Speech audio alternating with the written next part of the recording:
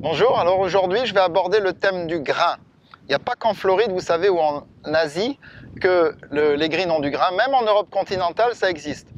Et la règle de base, c'est que ce grain, il suit en général les pentes. Donc en descente, grain avec, en montée, grain contre. C'est la plupart du temps le cas. Ceci a un effet amplificateur de la lenteur dans la montée et forcément inversement de la rapidité dans la descente. Voyons ça ensemble. Donc là, je me retrouve en descente grain avec. Ça se voit du fait que le green est bien lisse, bien argenté. J'ai un putt de 4 mètres. La descente plus l'effet amplificateur du grain avec. Franchement, je vais le putter comme s'il faisait que 3 mètres. Je visualise le trou 1 mètre plus court. Et je sais que la rapidité de la descente plus le grain, sans aucun souci, va m'apporter non seulement la balle au trou, mais bien au-delà d'ailleurs. Allez, j'en refais une petite.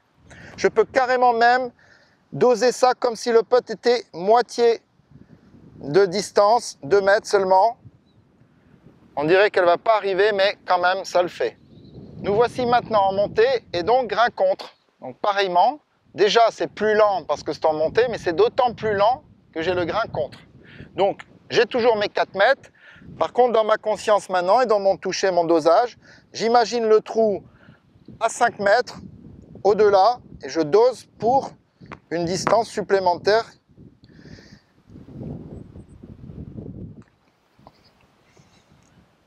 Boum, un peu trop fort quand même, dommage.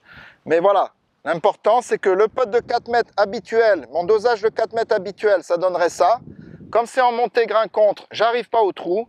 Donc là, je compense sans aucune hésitation à bien visualiser un trou au-delà de celui-ci pour m'assurer d'arriver à bon port.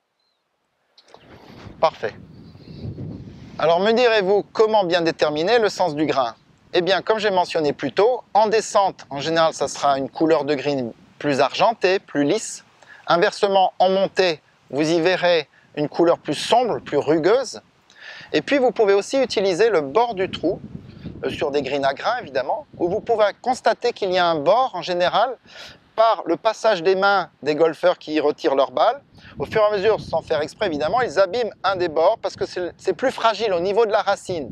Alors le sens du grain va vers le bord abîmé. D'accord? Voilà. Faites attention à ces détails, ça vous aidera dans votre putting.